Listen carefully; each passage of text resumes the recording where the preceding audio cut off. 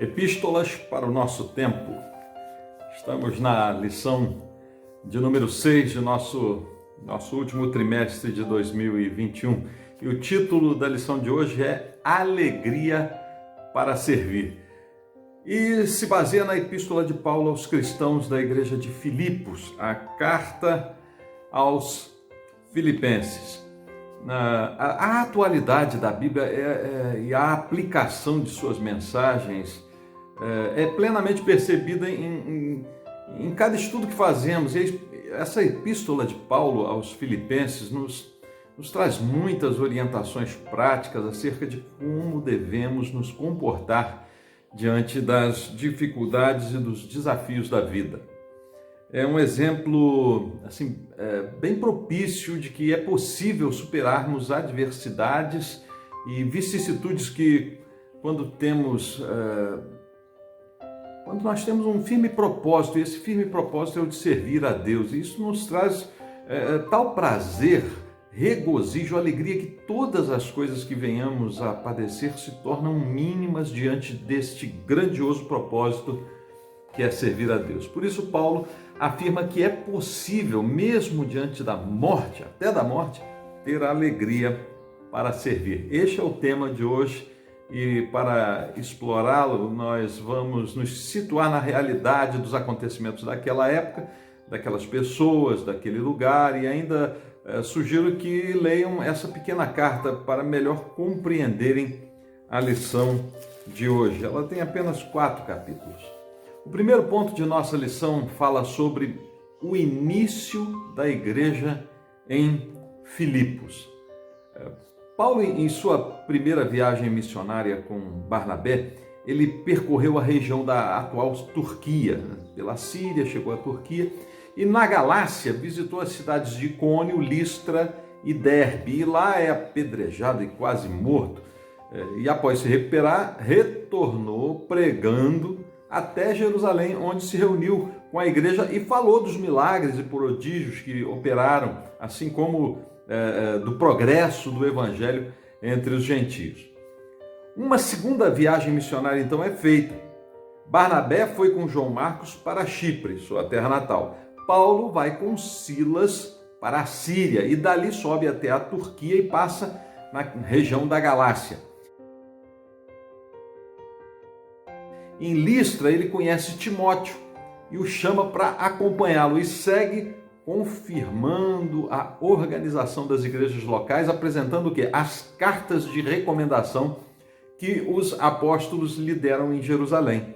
Depois Paulo atravessa as regiões da Frígia e Mísia, lá na Turquia, na atual Turquia, e segue para a cidade portuária de Troade, dizendo que foi impedido pelo Espírito de pregar naquelas regiões. Em Troade, Paulo teve uma visão em que um homem macedônio lhe pede para passar da Ásia, ou Turquia, para a Macedônia e ajudar seu povo. Ele então pega um barco de Troade para Neápolis, a atual Kavala, um porto que fica já na costa da Macedônia, atravessando o mar da Samotrácia. E dali ele vai a Filipos, uma cidade que ficava a 16 quilômetros de Neápolis. Lá ele conhece Lídia, uma mulher de Tiatira, lá da Ásia, da região da Turquia, que vende púrpura, um tecido tingido de lilás ou vermelho, um tecido muito caro. Estudiosos até acham que ela era uma viúva e que, por herança, continuou o comércio de seu esposo. E ela se converte e se batiza. Mas em Filipos, Paulo e Silas foram açoitados e presos por atrapalharem o lucro de uns religiosos que usavam uma menina adivinhadora para enganar o povo e que foi exorcizada por eles, Na cadeia, um terremoto aconteceu e Paulo não deixou que o carcereiro se matasse, pois ele pensava que os presos tinham fugido. Esse carcereiro, ele se converteu e se batizou. E Paulo e Silas foram logo em seguida libertos e os pretores até lhe pediram desculpas por o terem açoitado, quando descobriram que ele também era um cidadão romano. Paulo então retorna a Jerusalém e depois, em uma terceira viagem missionária, Paulo volta para a Macedônia, lá para Filipos, seguindo de lá até Tessalônica, a capital da província, e Bereia. E de lá vai até a região da Acaia, que já é na Grécia, onde estão as cidades de Atenas e Corinto. E retornando, passa novamente por Filipos, e ali ele aguarda terminar os dias da festa dos pães ázimos, para seguir até Neápolis, aquele porto, né, da costa macedônia, e dali retornar por mar, desembarcando em Tiro e subindo de volta a Jerusalém. A igreja de Filipos foi a primeira igreja de Paulo em solo europeu. E como vimos, Paulo voltou lá pelo menos 2 vezes depois da segunda viagem missionária, em que se converteram, né, naquela viagem Lídia e o carcereiro e as suas respectivas famílias, os quais iniciaram lá a igreja de Filipos. Ele retornou a fim de fortalecer os crentes de Filipos na Macedônia, né, já dentro da Europa e não mais lá no Oriente Médio. Essa igreja de Filipos foi muito amiga de Paulo. Ela foi muito amiga em todas as suas tribulações e ela mesma sofria muitas tribulações. E sabendo como se originou a igreja de Filipos, o segundo ponto da lição vem nos despertar a atenção para uma coisa. Apesar das circunstâncias, alegria. Esse é o nosso segundo ponto da lição. Paulo escreveu essa carta da prisão. A tradição diz que ele estava preso em Roma, né? E portanto de lá que ele escreveu. Isso por volta do ano 61 depois de Cristo. A cidade de Filipos recebeu esse nome em 360 a.C. em homenagem a Filipe da Macedônia, pai de Alexandre o Grande.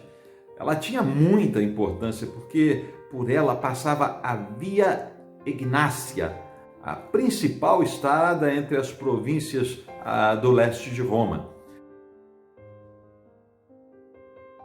A sua população era formada por muitos soldados romanos, né? Uns até já aposentados que decidiram ficar por lá e se tornaram, inclusive, autoridades ali. E os seus habitantes, na grande maioria, desde o imperador Otávio Augusto, desfrutavam dos privilégios da cidadania romana.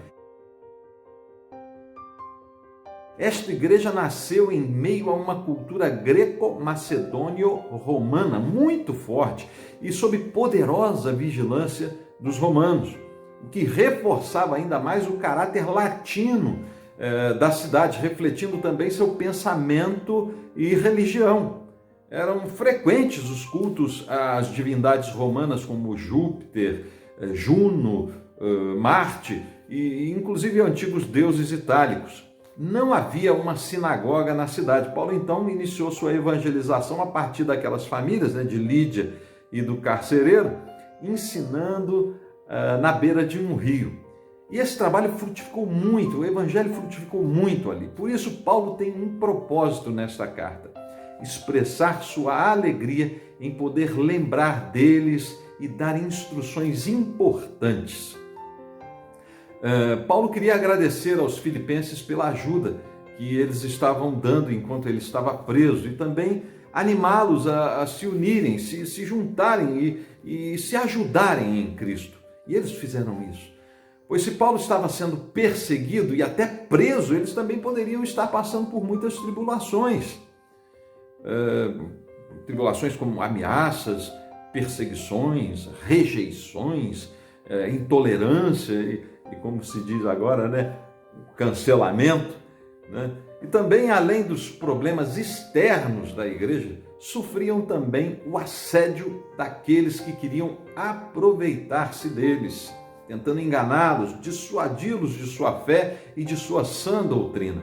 Aliás, isso acontece até hoje, muito comum isso acontecer nos dias de hoje. Muitos não concordam com alguma doutrina da igreja e, ao invés de procurar uma que pense igual a ele, querem subverter, alterar e até adulterar a doutrina para depois se apossar e essa pregada, pegar aquela igreja com tudo pronto. Não querem começar do zero. Isso é usurpação.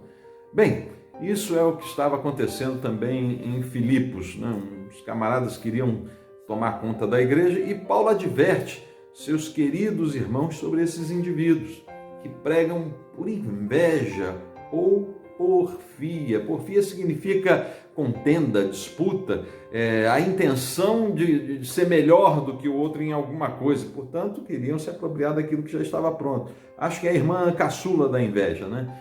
E tinha gente assim em Filipos, né? Coisa bem atual. Mas voltando à lição, as circunstâncias que Paulo experimentavam não eram nada boas. Estava preso, com saudades dos filipenses, sua visão estava afetada, passou por muitos sofrimentos, seu corpo tinha as marcas da perseguição, perseguição e açoites, né? Prisões, perseguições e açoites. E ainda que chegassem notícias boas, vinham notícias más também. Alguns queriam se assenhorear da igreja, alguns crentes estavam se desviando, as igrejas que se mantinham firmes sofriam perseguição. Eram muitos problemas e ele sabia que os seus queridos também passavam essas dificuldades. E eles, vivendo em uma cidade da Macedônia, que era extremamente policiada e que era passagem de orientais e ocidentais, com as mais variadas culturas e religiões, estavam sujeitos a muitas coisas. Uma cidade cheia de pessoas que adoravam diversos deuses, até um culto ao imperador estava começando a ser imposto. Os filipenses, eles passavam muitos problemas também, e ele sabia disso, né? Mas estavam firmes e ajudando inclusive as outras igrejas. Isso lhe dava muita alegria, pois estava preso e por isso a sua coragem encorajava os filipenses. Não podia estar com eles e ajudá-los, mas sabia que mesmo diante de tantas tribulações, eles permaneciam firmes, sobretudo porque viam o seu exemplo. Às vezes o nosso sofrimento é o testemunho que fortalece os corações de outras pessoas. A gente tem que saber que quando estamos no centro da vontade de Deus, nosso sofrimento irá nos trazer alegria futuramente, pelos frutos que pode produzir na vida de outras pessoas, pois a nossa glória não está aqui. Paulo chega até a afirmar que o seu sofrimento está produzindo para a sua alegria bons frutos para o Evangelho, conforme está lá em Filipenses 1, e vamos ler de 12 a 14. E quero, irmãos, que saibais que as coisas que me aconteceram contribuíram para maior proveito do Evangelho, de maneira que as minhas prisões em Cristo foram manifestas por toda a guarda pretoriana e por todos os demais lugares. E muitos dos irmãos no Senhor, tomando ânimo com as minhas prisões, ousam falar a palavra mais confiadamente e sem temor. E nos versos 20 a 21, segundo a minha intensa expectação e esperança de que em nada serei confundido, antes com toda a confiança, Cristo será, tanto agora como sempre, engrandecido no meu corpo, seja pela vida, seja pela morte. Porque para mim o viver é Cristo e o morrer é ganho. Temos motivo para nos alegrar, mesmo diante de circunstâncias extremamente difíceis, e por isso temos uma motivação para viver e alegrar. Esse é o terceiro ponto de nossa lição. Um filósofo, poeta e escritor cristão russo chamado Fyodor Dostoiévski disse que se alguém me provar que Cristo está fora da verdade e que na realidade a verdade está fora de Cristo, então eu preferiria ficar com Cristo a ficar com a verdade. Esse homem tinha uma sublime motivação em sua vida: servir a Cristo. Em 23 de abril de 1849, ele e outros membros do chamado Círculo de Pretachevsk, uma organização injustamente acusada de ser revolucionária, eles foram presos. Dostoiévski passou 8 meses preso na fortaleza de Pedro e Paulo. até que em 22 de dezembro saiu a sentença de morte por fuzilamento. Em 23 de dezembro eles foram levados ao lugar da execução e 3 membros do grupo foram amarrados aos postes em frente ao pelotão de fuzilamento. Dostoiévski era um dos próximos e, para se despedir dos amigos, disse a Nikolai Spechniev, que estava atrás dele: nós estaremos com Cristo. Um pouco de poeira. Havia bom humor até na hora da morte, brincando que após os tiros eles cairiam no chão e mortos se sujariam de poeira, para então estar com Cristo. Essa era uma certa expressão de alegria a despeito da circunstância, pois sabia que estaria com Cristo. Mas para espantos de todos, antes da ordem para o fuzilamento, chegou uma outra ordem, dessa vez do czar, do imperador russo, comutando a pena para a pena de prisão e serviços forçados. Dostoiévski foi retirado do poste, algemado e levado para o exílio na noite de Natal, ficando preso durante 4 anos na prisão de Omsk, na Sibéria. Lá ele iniciou crises epiléticas e, após ser solto, teve que continuar prestando serviços obrigatórios no exército russo como restante da pena. Ele morreu aos 59 anos, após aposentar-se do exército e por sofrer sucessivas crises epiléticas. Essas crises o deixaram na cama por 3 dias. Ele acabou tendo uma pneumonia, pois ele já tinha um efizema pulmonar, né? E morreu. Uma vida sofrida, mas uma forte motivação para alegrar-se, a de estar com Cristo, ainda que empoeirado. Nosso motivo para viver não é ganhar dinheiro, comprar uma boa casa, um bom carro, viajar uma vez por ano, ir para Disney ou comprar uma fazenda. Nossa motivação para viver é servir a Cristo. E isso nos faz ter alegria para servir mesmo diante das circunstâncias, as mais difíceis. Servir a Ele é a motivação para viver e alegrar-se mesmo em prisões ou diante da morte. Paulo via isso diante de si. Embora preso, sabia que a obra de Deus progredia apesar de todos os percalços.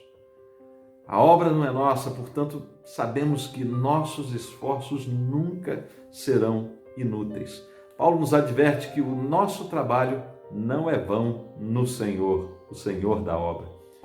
Podem nos prender, podem nos matar, mas a obra continuará, pois não é nossa, é do Senhor Todo-Poderoso, o nosso El Shaddai. Paulo nos motiva a permanecermos unidos e firmes. E no verso 27 do capítulo 1, ele recomenda: somente deveis portai-vos dignamente conforme o evangelho de Cristo, para que, quer vá e vos veja, quer esteja ausente, ouça acerca de vós que estáis no mesmo espírito, combatendo juntamente com o mesmo ânimo pela fé do evangelho.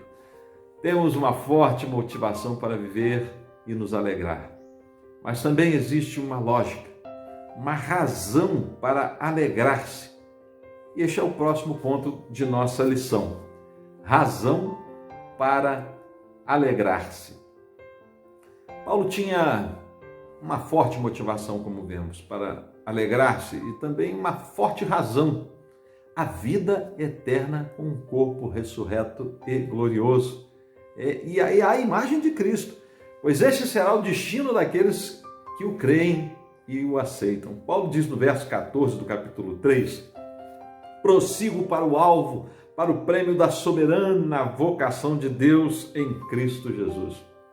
E lá no verso 20, ele diz: pois a nossa pátria está nos céus, de onde também aguardamos o Salvador, o Senhor Jesus Cristo, o qual transformará o nosso corpo abatido para ser conforme o seu corpo glorioso, segundo o seu eficaz poder de sujeitar também a si todas as coisas. Essa é a razão de nossa alegria, que a despeito de todos todos e quaisquer sofrimentos, que temos uma certeza de nossa vitória. Isso nos traz alegria para servir.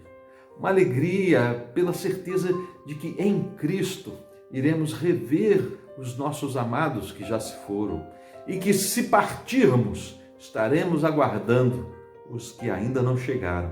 E tudo isso na doce companhia de Cristo. Concluindo o tema de hoje, a alegria para servir, talvez seja um tema que te encontre em um momento muito bom ou de grande adversidade.